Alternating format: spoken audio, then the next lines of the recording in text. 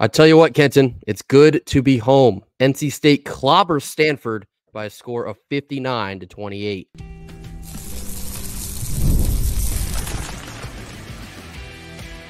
You are Locked On Wolfpack, your daily podcast on the NC State Wolfpack, part of the Locked On Podcast Network, your team every day.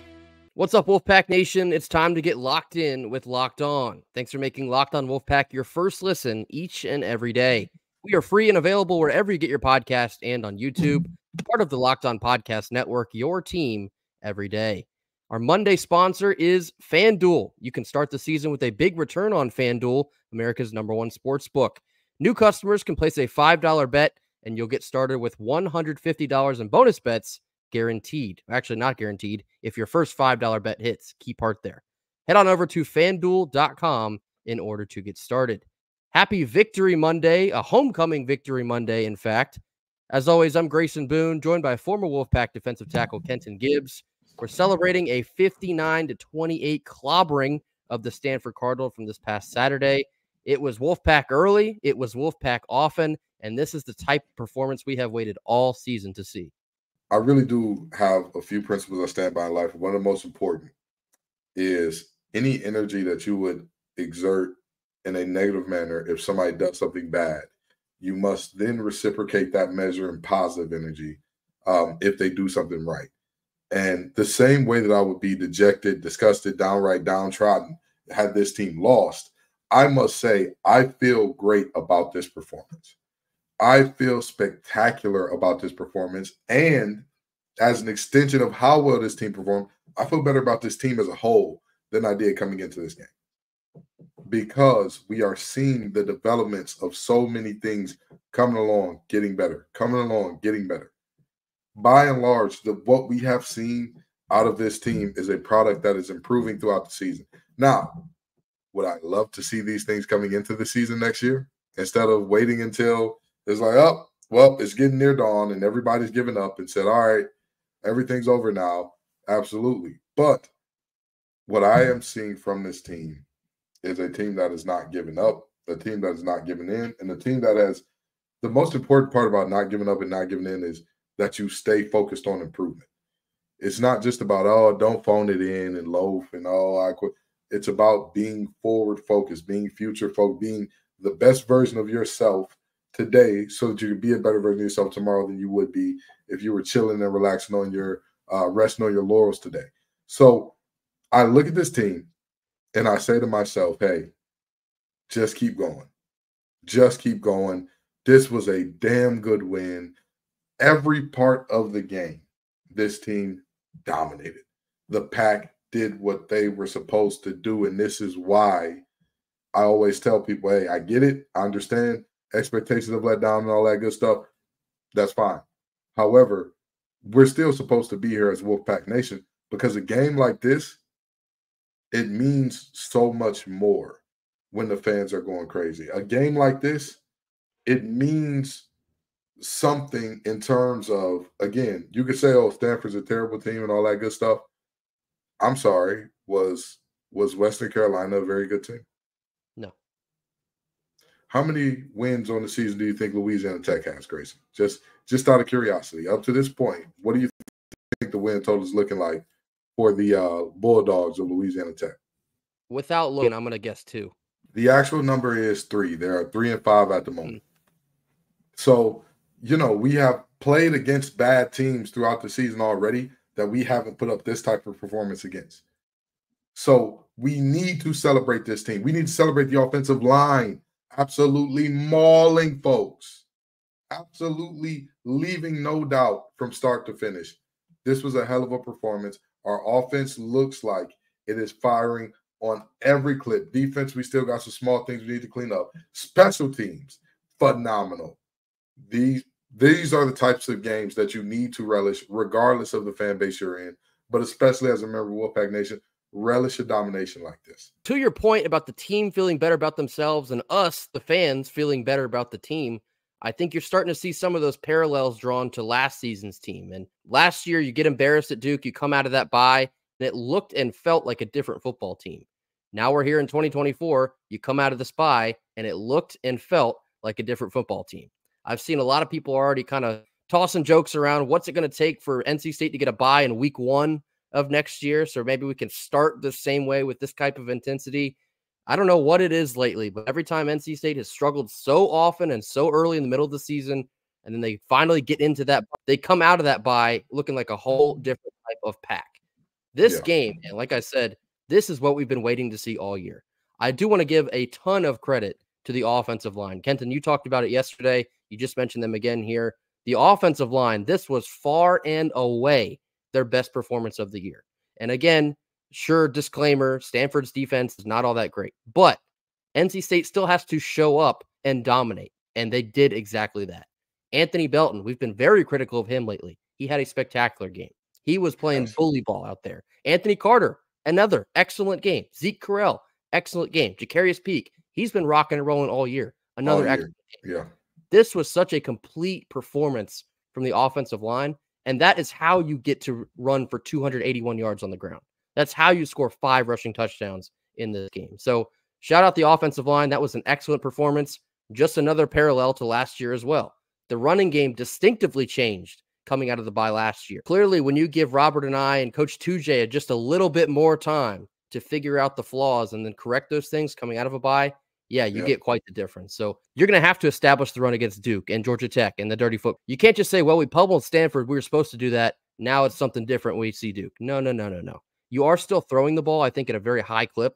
When your quarterback is completing 90% of his passes, yeah, you should probably play to that strength. But the run game in this one, man, it was awesome. 40 rushes, 281 rushing yards, and 5 touchdowns. Spectacular. And especially, Jordan Waters, who missed last week and really hasn't looked like the Jordan Waters that we thought we'd be getting. 5 rushes for 115 and 2 touchdowns. Possibly welcome back. I mean, we'll see what he's got up his sleeve for Duke coming up next week, but it was good to see him starting to roll again. Hollywood Smothers. We've been on Hollywood all season. We knew that he had this type of capability. He really is too slippery out there, Kenton. Yeah. Breaking tackles left and right. You don't know which way he's going to go. Oh, he's going 52 yards to the house. He's an unstoppable force. And the more you get the ball into his hands, the better the outcome will be. 2 games straight with a 40-yarder plus for Hollywood. And y'all remember the Locked On Look of the Week from last week. Grand opening, grand closing, ladies and gentlemen, because you're in front of them and then you're not. You were in front of them. You had them. You had them lined up. And then you don't. And so that's a great job there. And I want to make one thing clear. While the defense did have some things to clean up, by and large, this was a good game from the defense. And I get it. Defense has to do it right every time or else. I understand that. However, even leaving in the bad plays, right? Outside of the garbage time touchdown, you allow 21 points. That'll play. If we think about it this way, right? And granted, I understand that this is skewed in our favor because of some garbage time points. But if we only allow 21 in every game, how many games would we have lost this season? Tennessee and Syracuse are the only ones where we didn't get to 21, I believe. But both of those teams far outscored 21, or barely outscored 21, so you don't win those games, sure. But get yourself to 20, hold teams down to that number, you'll be all right. Now, again, am I saying it was perfect? Am I saying it was something that there's nothing clear? No, not at all. But that's a better performance than we had seen. And even the things that we saw that were kind of head-scratching, most of them were more so one-offs than this is the standard, right? Like, this is who we've been all year. The run fits against quarterback runs, that's been a problem all year. The run fits against counter, that's been a problem all year. Aiden White has not been getting deep bombs thrown on him all year. That's even with, play that we don't think is like, hey, this is what we were expecting of Aiden White. He hasn't been getting bombs on his head all year. That's just a fact. So, I look at this game and I say, even defensively, this was all 3 phases from start to finish, belt to behind. Sticking on the defense there for just an additional second, you can't take out the chunk plays because there was instances where they did something very wrong and that resulted in the chunk plays. But if you do take out those, I'd say probably 3 chunk plays, the 2 touchdown runs from Daniels, and I'd say the 1 long run from Cole Tab, the running back. They did nothing, like seriously nothing all day long. Outside of those 3 plays, they didn't do really anything on the ground. Those 3 plays accumulated for almost all of their rushing yards, believe it or not. Like, that's the difference between completely throttling a team and letting them linger probably a little bit longer than they should have. I think that first half, it could have very well been 31-0 at halftime. It Yeah. could have. The defense still has a lot of things to clean up, and they will continue to clean those up. But I think this is another prime example of a game that coming into the season, we were talking about, well, if the defense possibly takes a step back, does the offense have that extra gear to erase any wrongdoings? This is that type of game. When your offense can do seemingly nothing wrong and your quarterback is nearly perfect, your running game is just steamrolling folks, the offensive line is manhandling people. Yeah, the offense is good enough to erase some wrongdoing from the defense. So spectacular effort for 4 quarters. Again, really can't harp on too much when you played that well, especially on one side of the ball in particular. This is a great win, and it's the type of win that this team needed to have. You build that confidence, you stick to your newfound goal of finishing 4-0. Everything is on the table, like I've been talking about. And when this team starts to feel different after the Stanford game, I think you start to see what I was talking about. All it could potentially take is a big win like this one, and all of a sudden this team believes. They think that they can do it. In fact, they feel that they know they can do it. Sometimes that makes a world of difference. Coming up next, we're going to get into the offensive and defensive reviews, taking a look back at Kenton's keys and how we did against them. This comes after a quick word from our sponsors. Our first Monday sponsor is 5 Hour Energy. What a perfect Monday sponsor. Our friends over at 5 Hour Energy know that being a passionate football fan isn't just a hobby, it's a way of life. It takes a lot of energy to power through all-day tailgates, touchdown celebrations, and sometimes the agonizing double overtime. This is why they've created Stan the Fan 5 Hour Energy Shot with a special flavor called Fan Fuel, the energy shot that's made for super fans just like us. The fans that are first in the parking lot and who are last to leave. Your effort does not go unnoticed. 5 Hour Energy knows that no matter what team you root for, being a fan requires heart, soul, and a whole lot of energy, especially here on Monday. Whether you're prepping for the big tailgate or ironing your jersey, your game day to-do list is always a mile long. That's why the limited edition Stan the Fan 5 Hour Energy Shot is here to keep you fueled all throughout the season. This is available on 5hourenergy.com, shipped nationwide. Middle portion of our Monday show. Now time to do our offensive and defensive reviews from the Stanford win, taking a look back at Kenton's keys and seeing how we did against them.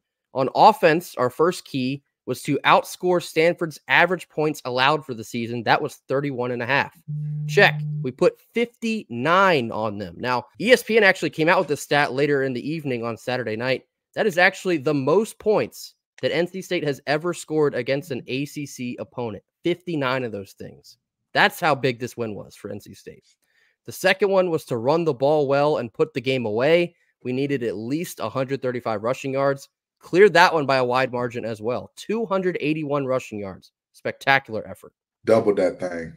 Doubled it. That's how good it was. That's how good the offensive line and Waters and Smothers were. We doubled that key. We're off to a flying start so far. 2 for 2. And our last offensive key was to stay on schedule, having no more than 8 third and longs. Kenton, would you believe me if I told you in this entire football game, we only had one, count them, 1 third and long? Who knew if you stay on schedule and on time, you're liable to score points? Who could have thought it? Could have thunk. Who? Not me. Look at us. Who would have thought, right? Not me. Not me. But in all seriousness, the offensive performance perfectly aligns with and reflects that these keys were accomplished.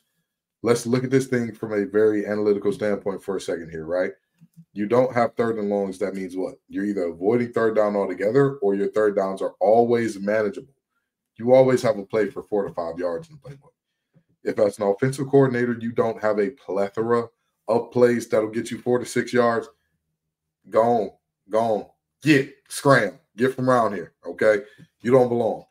And then you talk about the running game. I knew that we were going to have a lead, and I knew that we were going to have to salt this thing away. I did not know that our offensive line was going to be a bludgeoning force, which our running backs were swinging all night long. That's what this thing was, and that was very impressive there. And as far as the points scored, again, this is why if anybody wants to say, Kenton, you're getting too excited about one game, Grayson, is that the most points we scored this season in the ACC game? Correct. Did we score that many points in the ACC game last season? Nope. What about the season before that? Nope. Not even then. What about our first ever season in the ACC up to now? Have we ever scored this many in a conference game? Did not reach 59. And we played teams as bad as this Stanford team. I know it. I've seen them. We've played them. I've been on the field for it. I've experienced it. I'm promising you. So with that in mind, you have to give credit and love the same way you would be screaming up in arms, banging on the table, get Dorn's buyout ready. The same way you would do that if they lost, you have to give some moniker. Hey, you did, not only did you do what you were supposed to do, you did a whole hell of a lot more. Grace and I both had this team winning. We did not have them putting up 59 points. If somebody would have told me, Kenton, I am guaranteeing you, sure as the sun rises on the east and sets on the west, they're going to put up 59, I would say, son, lay off that dope. Leave that dope alone, as my granny would say. And lo and behold, they did put up 59. So hell of an offensive performance, hell of a special teams performance as well. I have seen some folks kind of try to downplay scoring 59 and blowing out Stanford, being that, well, again, it's Stanford. Their defense stinks.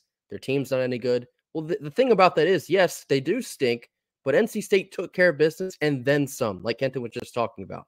Not only did they go out and play well, they dominated them for 4 quarters. That's something to be proud of because that's the first time this year that this team has done it. First time this season. This is the first time they have looked like the dominant aggressor team in any of these matchups. So that is something that you should be happy about. Switching gears over to the defense now, our first defensive key was to stop Alec Iomanner with less than 125 reception yards and 2 touchdowns. He finished with 108 and just 1. So that's another check. Second defensive key was to hold Stanford to their scoring average or less, which was 19.5. Did not accomplish this one. If you do run fit just a little bit better in this game, perhaps you would have, but couple too many instances of Ashton Daniels being able to break, contain, and take it to the house. Too many in this game. So that one did not get cleared. And our third defensive key was to create 2+ short fields, which is flipping the field past the 50-yard line. We did this, I believe, at least twice. Off the top of my head, we had the fumble recovery, and we also had DK Kaufman nearly housing a kickoff return. Got to get that one in the end zone next time, big man. But you did accomplish that one as well. 5 of 6 in total. I believe that's our season high. This performance by the defensive special teams, again, you can critique it. Was it perfect? No. But was it damn good? Yes. When you combine the defensive special teams, again, you have the critiques, you have the things that they need to clean up, but there's also a lot of good to look at and say, can we build from this? Gentlemen, can we build from this? Again, outstanding in terms of play-to-play defense, outstanding. You just need to clean up. Oh, no, you're good. You just need to clean up those few little moments. But by and large, phenomenal by the special teams and defense. And Kenton's point there about building on it. That's the most important thing you can take from this week into next week. You scored the most points you've ever scored in an ACC opponent. Use that momentum. Use that energy. Use that confidence. Duke. Duke is coming off an emotional loss where they got their doors blown off by Miami. They're on a 2-game slide. We need to make it a 3-game slide. Make Carter Finley a house of horrors for Duke. Bring that same energy on offense, on defense, and on special teams. And if you do, I like your chances. Actually, we're already favored in this game. Vegas likes the pack against Duke coming up this weekend. Perhaps they are also seeing that energy switch that you could easily see on the field on Saturday. Coming up next, we're going to round out our Monday show with our big picture takeaways from this homecoming victory. This comes after a quick word from our sponsors. Our second Monday sponsor is FanDuel. Get ready to tackle the NFL action this season with FanDuel, America's #1 sportsbook. Right now, new customers can bet $5 and get $150 back in bonus bets if that first $5 bet hits. The FanDuel Sportsbook app gives you everything that you need to place live bets on the NFL all in one place. When you get a hunch in the middle of a game, you can check out the latest stats, view live play-by-play, and so much more on the very same page that you're placing all of your bets. Head on over to FanDuel.com in order to join today. You'll get started with $150 back in bonus bets if that first $5 bet wins, that pesky first $5 bet. That's FanDuel.com in order to get started. Never waste a hunch and make every moment more with FanDuel, the official sportsbook partner of the NFL. Last couple minutes of our Monday show. Now time for our big picture takeaways before we get out of here on a Victory Monday. Kenton, a 59-28 homecoming win over Stanford. Give me your big picture takeaways. My big picture takeaways is that was the best game that I've seen out of our offense this season. I want to see that version of our defense come along as well. But this offense, exciting. They're starting to make me reestablish what I believe is possible for them. But they'll have a very big test on the horizon in terms of Duke. So big picture takeaway for me, I'm geeked up about this offense. I'm geeked up about CJ Bailey. You know, I talk a lot about the Keenan Jackson stock that I bought before the season started. But if people do recall, there was also stock in a certain quarterback taken that I was like, hey, I know that Will Wilson is good and everybody knows he has the goods and whatnot. I don't think we should be overlooking this kid. I think that he's got the goods. He's going to be a pretty good starter here. Lo and behold, you know, we're seeing it now. So all in all, the offense is exciting. This is the offense I was expecting all season to some degree. Obviously not to this degree, right? I wasn't expecting 59 points a game. Wasn't expecting multiple 100-yard rushers. But more of this on time, on target, on pace. Everything's going according to schedule. You know, yes, you're going to play better defense, but big picture takeaway, this offensive performance is literally historic. Enjoy it as such. Before I give you my big picture takeaway, I want to read you a stat here. CJ Bailey's QBR in this game was 98.4. That is the second highest single game QBR in the entire Dave Doran era. Kenta, without looking, who do you think holds the one spot? Devin Leary. It's not Devin Leary. Jacoby Brissett? It is Jacoby Brissett. You were on the team. This is 2014 at the Dirty Foot Club. His QBR in that game was 99.7. But point being here, CJ Bailey is playing out of his mind. He completed 90% of his passes against Stanford, 234 passing yards, 3 touchdowns. He looks like he's getting better at the reads, better at the progressions. He's getting the ball out relatively quicker every single week. This kid, man, you should buy all of the stock and then reinvest it into CJ Bailey with the way that he is playing right now. It's paying good dividends. It's paying a good dividend, ladies and gentlemen. You can already get that glimpse into next season and beyond with CJ Bailey at the helm. The younger guys, they want to play with a guy like that exudes confidence and puts confidence into his teammates as well.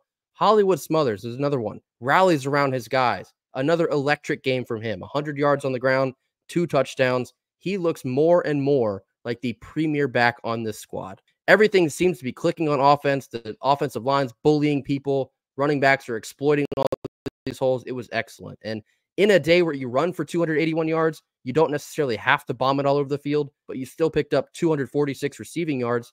Jolie gets in the end zone again. KC gets in the end zone, not once, but twice. Keenan Jackson, I think I could spend another 5 or 10 minutes just on him. The future is bright with Keenan Jackson. So rounding all of this up, my big picture takeaways, there's a lot to be positive about in this team. When we talk about rallying this team together here at the end of this year, and when you think about bigger ideas like player retention and NIL efforts, a game like this one helps so much with both of those things. Yeah. It inspires the confidence in this team that they can still achieve their newest goal, which is finishing 4-0. That'd be 8-4 in the regular season. You'd get somewhat of a respectable bowl in that case. You just want to keep these guys rallying around each other and believing in each other, because this team, when you go through so much in this season, it makes them that much better when they go into next season. And so that's my most important takeaway from the game like this one. You finally get the offense that you want. The defense is still a work in progress, but the offense was so good that it would cover that up. This was an excellent win. I think the team needed it. The coaching staff needed it. I think the fans needed to see a win like this one. Dubs in the chat all around. Yeah. There is, again, give the energy to this team and positivity that you would have gave them if they would have lost this game. This is a historic win, accepted as such. Has it been a historic season overall? No. But this is a historic win. Enjoy a historic win as what it is, and understand that crying about the season doesn't make anything better going forward. It just doesn't. It doesn't. We can acknowledge it at the end of the season when we're doing a recap and review. We can acknowledge it when we're thinking about next season setting expectations. But for right now, in this here moment, I'm going to enjoy this. I think that's a perfect way to say it. Just enjoy this team for what they are the rest of the season. We're all along for the ride, and we'll be pleased to see what they do with it. That'll do it for us here on Monday. We know that NC State men's basketball tips off their season this evening in the Lenovo Center, no longer PNC Arena, but they're hanging up something special tonight, an ACC championship banner and the Final Four banner. Cannot wait for that moment amongst all the NC State fans in this basketball program. We've waited so long to have a night like this one. Certainly hope that the Pack fans will fill out the Lenovo, see this momentous occasion. For a lot of folks, this is like literally once in a lifetime. We certainly hope we don't have to wait that much longer to hang up more of these things, but cannot wait for the basketball season to tip off here.